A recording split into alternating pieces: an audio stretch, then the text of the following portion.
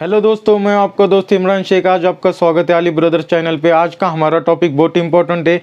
आपकी जीने का तरीका बदल देगा, आपका फ्यूचर बदल देगा और आपकी ज़िंदगी बदल देगा। तो हमारा टॉपिक क्या है जान लेते। हमारा टॉपिक है 1000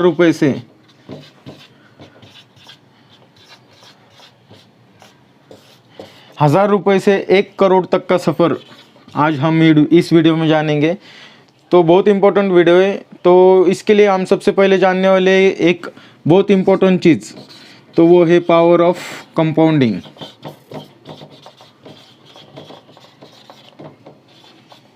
अगर आप आपके 1000 रुपये को 1 करोड़ में तब्दील करना चाहते हो तो हम पहले जान लेते हैं कि पावर ऑफ कंपाउंडिंग को इम्पोर्टेंस क्यों दिया जाता है उसके अंदर। तो पावर ऑफ कंपाउंडिंग बताने से पहले मैं आपको एक छोटी सी स्टोरी बताना चाहूँगा। एक छोटा सा गांव था, वहाँ पर एक कवि रहता था। कवि का अच्छे से गुजारा तो हो पाता था, लेकिन उसके पैसे के लिए बहुत सारी तंगी और वो अच्छे से फैमिली का गुजारा नहीं कर पाता था। तो उस वजह से वो बहुत परेशान रहता था और उसके खाने के लाले भी होने लग गए थे। तो उसके दिल में एक ख्याल आया कि वो बहुत सारी कविताएं लिखेगा और राजा की प्रशंसा करेगा और राजा के पास जाकर मदद मांगेगा। तो उसी तरह उसने राजा की प्रशंसाओं में बहुत सारी कविताएं लिखी और राजा के दरबार में पेश हो गया। और राजा के दरबार में पेश होने पर राजा के सामने उसने बहुत सारी कविताएं सुनाई।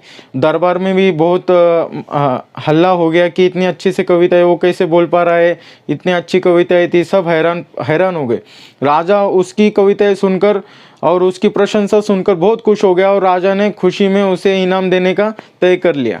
और राजा ने एक बार इनाम देने का तय कर लिया तो दरबार में कोई भी उसे अपोज नहीं कर पाता था। तो राजा ने समझ लिया कि इतनी अच्छी कविता, इतनी अच्छी प्रशंसा की वजह से उसने कहा कि मैं सोने और बहुत सारी संपत्ति से तुम्हें बहुत सम्मानित करूँगा। तो जब वो राजा ने डिसाइड किया कि उसे बहुत सारा सोना देना है तो कवि बहुत शातिर था। कवि ने कहा कि मुझे सोना वगैरह संपत्ति कुछ नहीं चाहिए, मुझे बस एक छोटी सी चीज़ चाहिए। तो कवि के दिमाग में उस समय ऐसा इरादा आया कि उसके सामने एक शतरंज पड़ा हुआ था। तो कवि ने राजा से ऐसा डिमांड किया कि शतरंज के एक खाने में एक चावल रख दीजिए, उसके बाद दूसरे खाने में जाने पर उसे डबल कर मुझे इनाम के तौर पर वो शतरंज का खाना दे दीजिए, जिस तरह से चावल के दाने बढ़ जाएंगे। तो राजा ने सोचा, अरे ये तो सोने की जगह चावल के दाने मांग रहा हो, ये क्या बेवकूफ़ है क्या। तो सब दरबार भी उसका मजाक उड़ाने लगा, लेकिन वो अपनी बात पे अटल रहा और उसने कहा कि मैं चावल का दाना ही लूँगा और जितने भी शतरंज में बैठेंगे उतने मैं चावल के दाने लूँगा। तो शुरू हो गया उसका खेल। तो राजा ने बहुत सारे सिपाही बुलाए और शतरंज जमा किया। शतरंज के एक खाने पर उसने एक चावल का दाना रख दिया, दूसरे खाने पर 2 चावल के दाने रख दिए, तीसरे खाने पर 4 रख दिए, चौथे खाने पर 8 रख दिए। ऐसा करते करते जब 10वां खाना आया शतरंज का तो 512 चावल के दाने रख दिए। तो 10 से जब 20वें खाने तक जाने की बारी आई तो 5,24,588 इतने चावल के दाने उससे रखने पड़े। तो दरबार में थोड़ा एक चर्चे का विषय हो गया कि इतने सारे चावल के दाने हो गए तो आगे क्या होगा।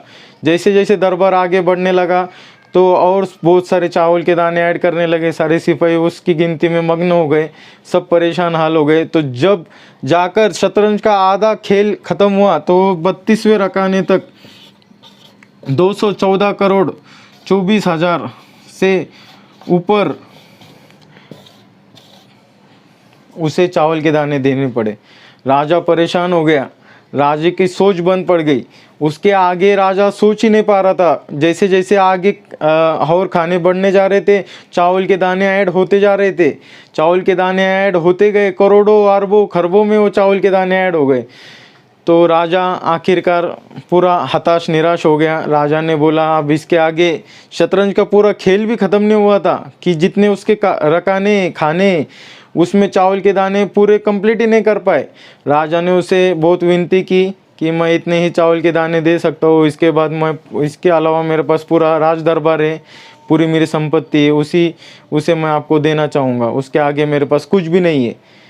तो कवि बड़ा शातिर था। कवि ने कहा, नहीं बस मुझे आपने जितना दिया आपने आधा ही दिया तो भी मैं खुश हूँ। तो उस चावल के दानों को, उसके चावल का भंडारों को जितने भी चावल के दाने हुए 2 अरबों खरबों में उतना लेकर वो अपने घर पर चला गया और खुशी खुशी ज़िंदगी गुजारने लगा। तो ये जो चीज़ थी ये कंसिडर करती है पावर ऑफ कंपाउंडिंग। अगर आपके पास कोई भी, अगर उसने दिमाग कैसा लगाया कि एक खाने से दूसरे खाने में जाने के लिए वो हर बार अपनी कंपाउंडिंग बढ़ाता जाएगा, चावल के दानों को बढ़ाता जाएगा, उससे उसका आगे का टारगेट सेट होता जाएगा। तो ये हमारी पहली चीज़ हो गई कि पावर ऑफ कंपाउंडिंग। सिंपल चीज़ है, आपको कहानी में समझ में आ गई होंगी कि पावर ऑफ कंपाउंडिंग से वो करोड़ों अरबों में कैसे टारगेट ओरिएंटेड कर पाया। तो हमारा दूसरे पॉइंट पे जाते अभी हम। तो दूसरा हमारा पॉइंट है कि सिस्टमेटिक इन्वेस्टमेंट प्लान यानी कि SIP। तो SIP ये बहुत इंपॉर्टेंट चीज़ है। अगर आप पैसों का कंपाउंडिंग कर रहे हो, उसका रेशो बढ़ाना चाहते हो, तो SIP के अंदर क्या होता है, एक फंड मैनेजर होता है, वो बहुत सारे लोगों से पैसा इकट्ठा करता है। उसका नॉलेज, उसका एक्सपीरियंस, उसकी होशियारी, उसके कैलकुलेशन बेस पर वो रिस्क उठाता है और वो रिस्क फैक्टर को लेकर आपके सारे पैसे एक अलग अलग सेक्टर में इन्वेस्ट कर देता है। तो उससे क्या होता है कि आपके पैसों का डूबने का रिस्क कम हो जाता है और उसका इंक्रीज होने का स्ट्रेंथ बहुत ज़्यादा होता है। उसका परसेंटेज, उसका कैलकुलेशन, उसका रेशो, वो सारी चीज़ें, मार्केट फैक्टर, मार्केट कब गिरेगा, इनडायरेक्टली SIP का पैसा मार्केट में ही जाता है, बॉन्ड फंड में जाता है, बहुत सारी चीज़ें हैं जहाँ पर SIP से इन्वेस्टमेंट किया जा सकता है। SIP is the best way for the investment. Systematic investment इसीलिए बनाए कि आपके पैसे अच्छे से इन्वेस्ट हो सके। तो SIP के अंदर ये सारी बातें आती है। पावर ऑफ कंपाउंडिंग पहली चीज़, दूसरी चीज़ सिस्टमेटिक इन्वेस्टमेंट प्लान। इसके अलावा मैं आपको एक छोटी सी बात बताना चाहूँगा कि इस चीज़ों में, सिस्टमेटिक इन्वेस्टमेंट प्लान में 3 अलग अलग टाइप के फंड होते हैं। उसमें small cap, mid cap, high cap, उसके बाद अलग अलग बढ़ते जा रहे हैं, फ्लेक्सी कैप, मल्टी कैप, ये सारे बहुत सारे फंड है जिसमें आपको इन्वेस्ट करना चाहिए। उसमें से अगर आपको लॉन्ग टर्म यानी कि बहुत दूर का अगर विचार करना हो या बहुत सारे अमाउंट ज़्यादा रिटर्न चाहिए, तो आपने सबसे पहले प्रेफर करना चाहिए स्मॉल कैप फंड, जिसमें छोटी छोटी इंडस्ट्री होती है, अच्छे से जो परफॉर्मिंग इंडस्ट्री होती है उसमें सारे पैसे इन्वेस्ट करते हैं और उससे आपको ज़रूर बेनिफिट मिलता है। लेकिन उसकी सोच आपको लॉन्ग टर्म में रखनी चाहिए जिससे आपको ज़्यादा बेनिफिट हो। तो ऐसा ही एक फंड है SBI स्मॉल कैप फंड। ये जो फंड है ये अब तक का बेस्ट फंड है। इसको आपको नेशनलाइज फंड है, इसमें आपको बहुत सारा बेनिफिट मिल सकता है और इसके इन्वेस्टमेंट टाइप बहुत अच्छे है। इसने बहुत सारी स्मॉल कैप कंपनीज़ में इन्वेस्ट किया है, जैसे कि OLG, blue star, Vedanta, V-Guard industry, ये सारी की सारी बहुत छोटी छोटी स्मॉल कैप कंपनी है। उसमें से इसको ज़्यादा बेनिफिट मिला है। उसका इनकम का रेशो भी बहुत ज़्यादा है, जैसे कि आप देख सकते हो। उसका ऑल टाइम का अगर रिटर्न देखें तो आप 26% है अब तक का, जितना भी उसने जब से ओपन हुआ है ये फंड, तो जब से ओपन होने के बाद अब तक का रिटर्न्स उसका 26%। उससे अगर आप पिछली बात करें तो 5 सालों में उसने 19% यानी कि 19.64% रिटर्न दिया है, यानी कि नज़दीक अब नियर अबाउट 20%।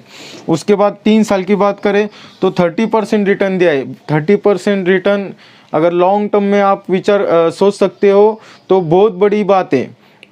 यहाँ पर आप कभी भी इन्वेस्ट करते हो ना, तो आपको पता होगा कि सैलरी अकाउंट में सेविंग के लिए 2% मिलता है, FD में 6% मिलता है, PF में 6 से 7% मिलता है, यहाँ तक कि सुकन्या इन्वेस्टमेंट में ही आपको 9% तक मिलता है, वो भी धीरे धीरे कम होता जा रहा है।